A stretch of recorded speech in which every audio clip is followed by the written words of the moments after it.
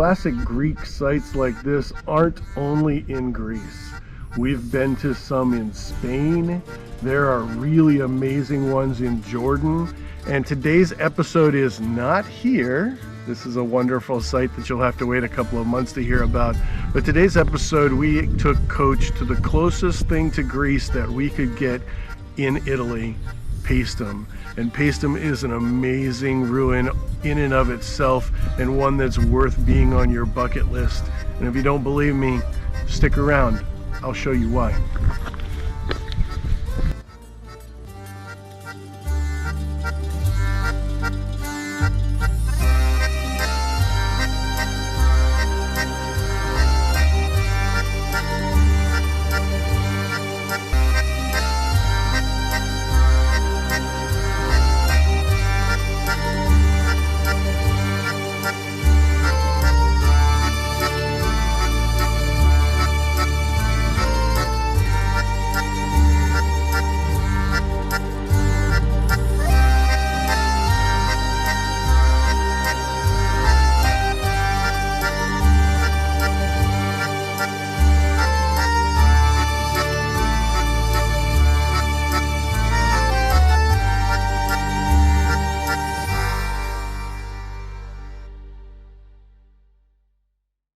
One of my favorite things was where we stayed in Sorrento, on the side of a mountain, in a 1774 villa. We were in a villa, and on the back they had terraces.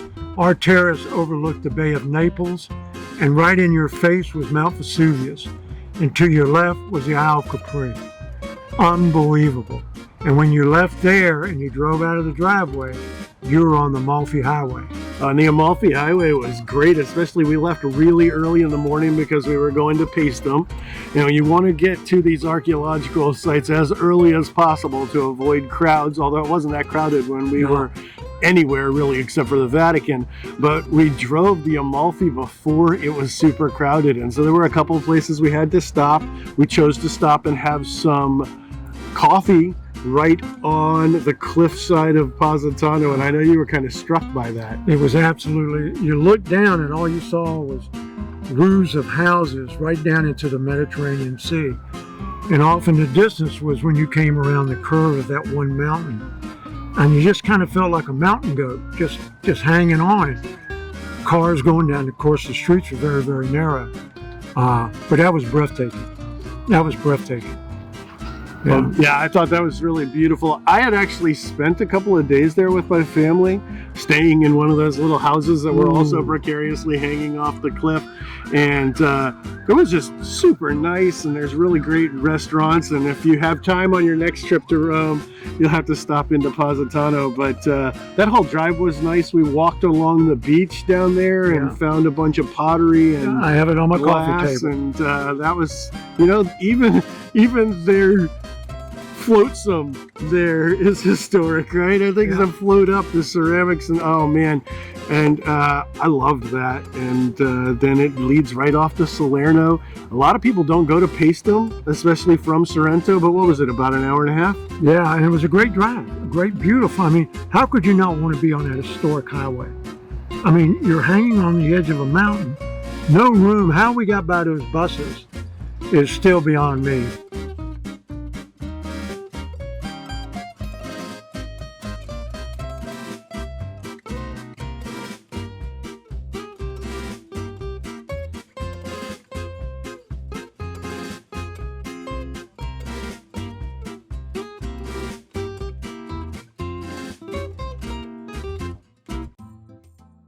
Paestum is our little slice of Greece for Coach's trip. We weren't able to take him to both Italy and Greece because of the schedule of all his treatments and everything, but we wanted to get him a little slice of Greece, and so we came down here, and really the site is so well intact that it really competes with anything that I've seen in Greece. To qualify that, I haven't been to Athens or some of the other major areas there, but a lot of the minor ones that would be out in the more rural areas, which this kind of is at this point, even though we're near the ocean. There really isn't a whole lot of developed area around here, and it's turned out really nice because there hasn't been hardly anybody visiting here, so we've kind of had the place to ourselves, which has been wonderful. This has been a really nice surprise. It was something that we thought we might veto if we couldn't have good weather, but we've had perfect weather, and so this is kind of like our own little add-on, and he's really been enjoying it, so I'm glad that we got to add it on here.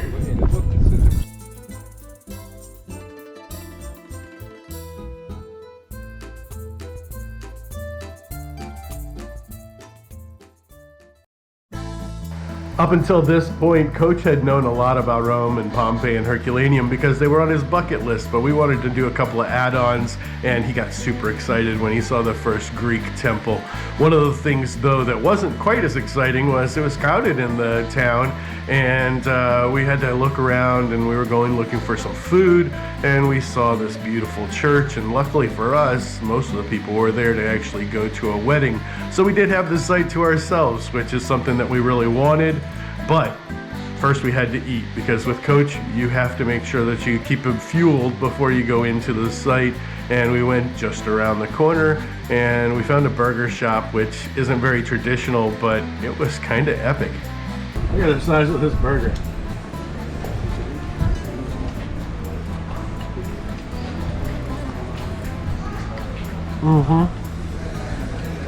It's good. It's tart. Mine's kind of spicy.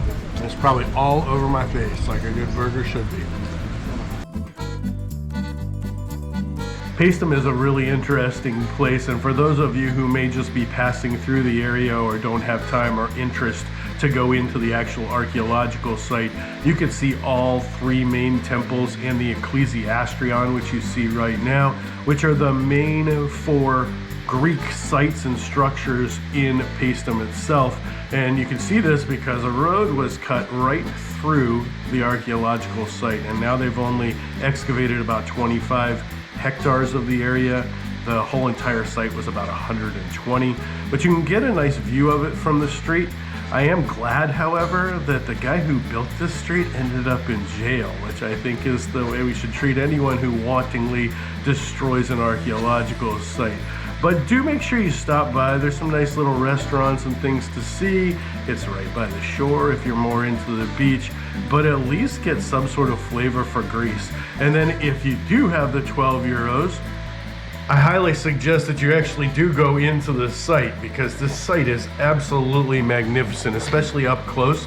The first two places you're going to come up to are actually temples of Hera, and Hera was really important here as the goddess of marriage and of women and of fertility of a marriage.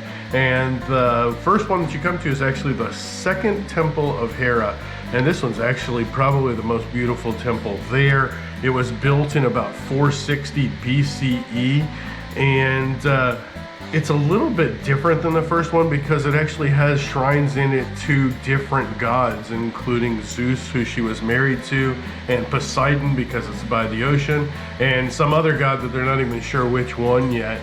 But take your time, walk all the way around it, see how beautiful it is, and then you can head over to the actually larger one that you see in the distance. And that one is called the first temple of Hera, not because it's the first temple of Hera ever, because it's the first temple on the site. The second temple of Hera is actually a little bit more like the traditional temples of Hera, with an even number of columns on the front, the double colonnade, and then like a single area for big statue of Hera in the center. Whereas this old temple of Hera actually has an odd number of columns on the front, which makes it really strange to walk into the center of it. And then when you do get into the center of it, there's another row of columns there, and they think that maybe there was a statue of Zeus and Hera there, and this was where they celebrated the marriage of Zeus and Hera, but nobody really knows that for sure, and most of the artifacts that were found there were associated with Hera, which is why they called it the first temple of Hera. But it wasn't actually the first ever temple of Hera. That was built in Samos, and this is about 250 years later, and there had been a bunch of temples of Hera. But the one in Samos is really cool because it was supposedly the first columned and roofed temple in ancient Greece. And so this is an iteration of it, and you can kind of see the history going from the older one into the newer one and how they got into a little better construction materials. But it's a very interesting all in of itself, as is the whole entire site. And so you want to walk around this site and really get to see some of the Greek and some of the Roman things.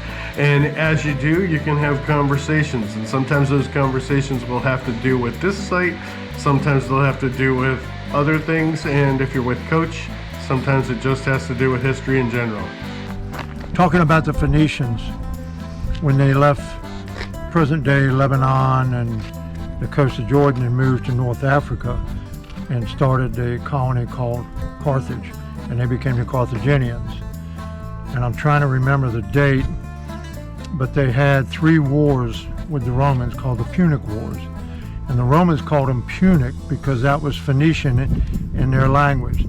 So they were still referring to them from their old name when they were Phoenician.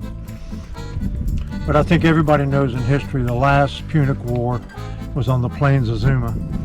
And Hannibal got defeated, and the Romans went into Carthage and killed every man and woman and enslaved a lot.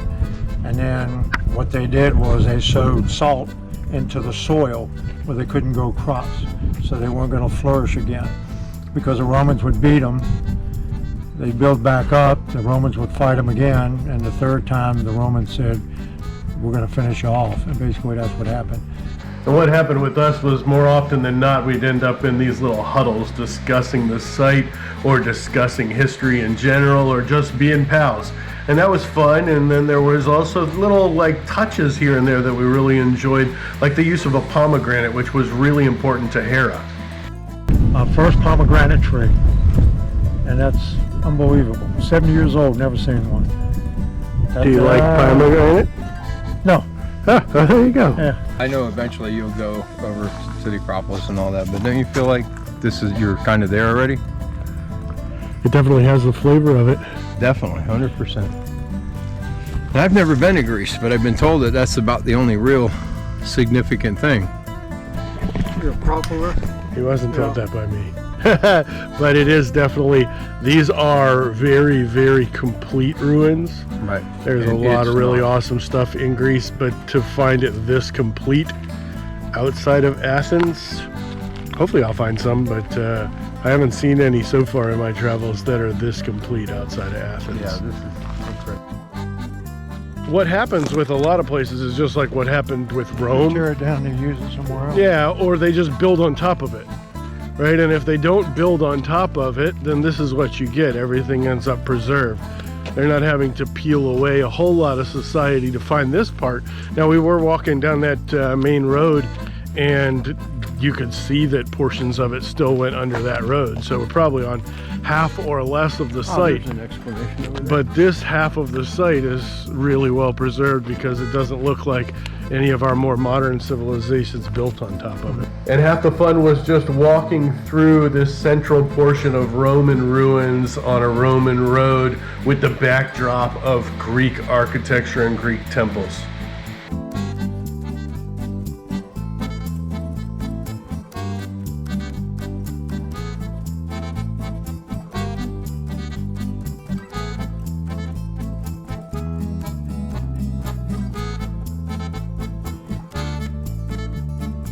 Everywhere that we went, pretty much, there was somebody doing archaeology, which I think is awesome because that's not the case in the Maya world with most of our sites. It's like whenever the kids get off of school and we can have some free labor, we'll take them down there and we'll make them go to a field school and pay their own way to come do archaeology, a little trick of the trade.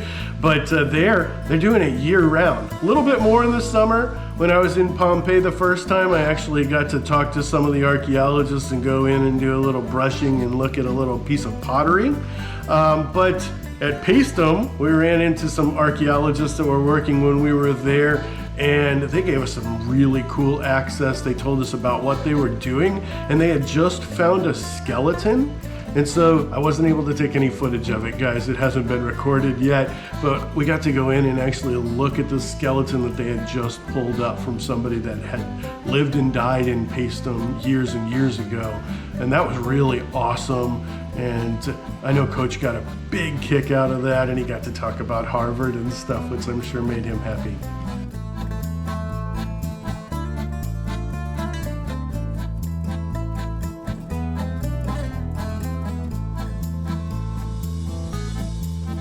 for me, I get excited because I know somebody 1,200 years ago had their hands on it.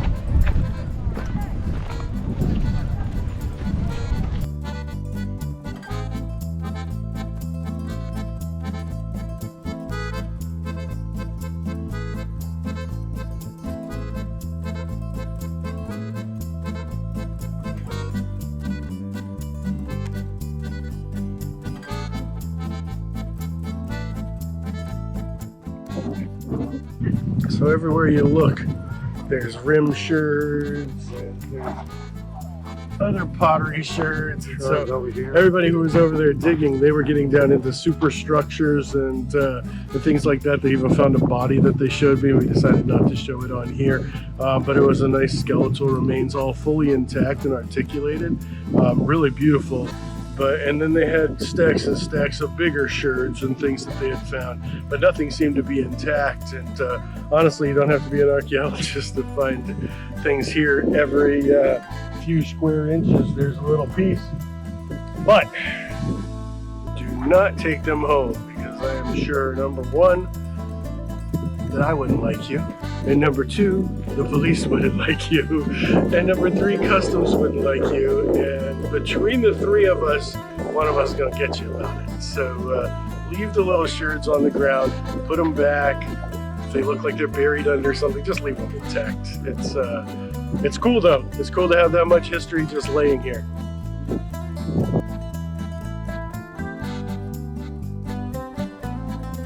But the coolest piece of history here was definitely the last temple. And so I loved all three of the temples, but climbing up the rise or hill or whatever it is to the Temple of Athena, you could just tell that this had a special place in history. And then you read about the actual history. And this temple is actually right at a crossroads, or it's actually a precursor to a crossroads in Greek architecture. And so it's still a Doric temple, which means it has these mostly unadorned columns that go up to mostly unadorned caps. And they're beautiful in their own sense, but this is the first time that you see them used with ionic columns inside, which are much more beautiful and more delicate, which is why you kind of have to go into the museum to see those. Plus you'll get to see a lot of cool paintings and stuff, and I know Coach and Lindsay really love the museum.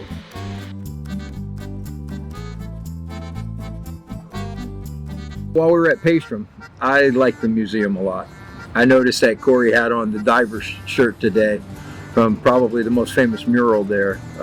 Did you enjoy seeing all that? The glass? Yeah, I did. You know, the thing that fascinated me the most was everything in there was stuff they used on a daily basis. So you could tell economic standing in the community by some of the materials.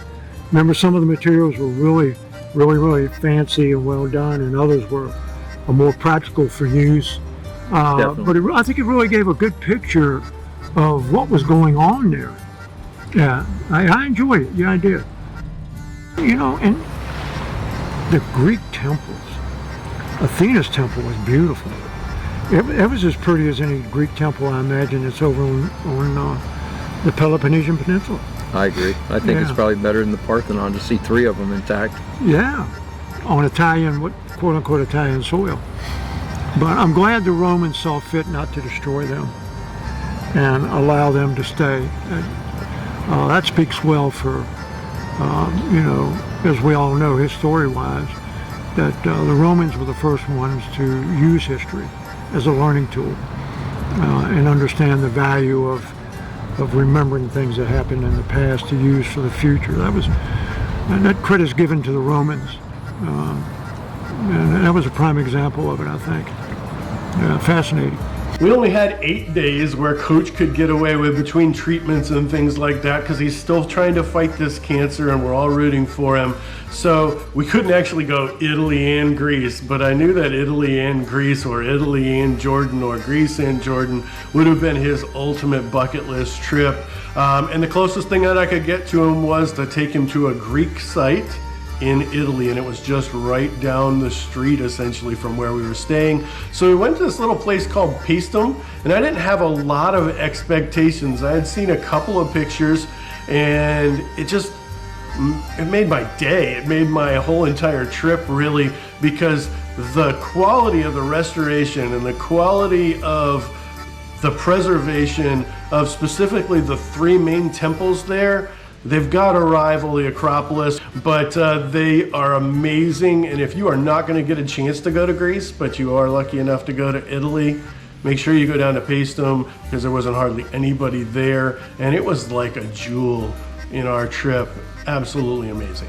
As was the entire trip, and we hope you guys are enjoying the trip. If you don't know what I'm talking about, there's actually 3 other episodes of Coach Mac's Bucket List that we've already put out, and then we're putting out the next one next week, Saturdays at 10 o'clock. And please, if you do enjoy this type of thing, follow and subscribe. We really need your support to grow, and we really want to do some more of these bucket list trips. And then of course we're going to be doing a lot of history and a lot of food culture, and we just got back from Greece, and we'll be in Costa Rica in a few weeks, and so we're excited to share all of this with you. As always, a thumbs up helps, hit the bell for notifications, and find yourself on the journey.